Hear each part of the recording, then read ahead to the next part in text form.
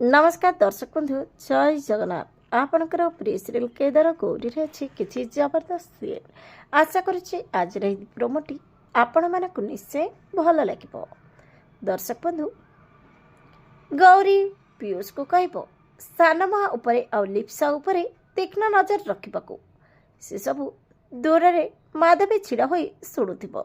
माधवी कह गौरी तू मो उपरे नजर रखी किछि भी हासिल करि परिबुनी। एपटे पीयूष गौरी को कहे गौरी दीदी तमें स्वप्न रे जो जगटी देखी से जगह विषय मते कही मु से जगह विषय जानी। पीयूष ठारू ए कथा शुणी माधवी एपटे डरी जाइथिबो।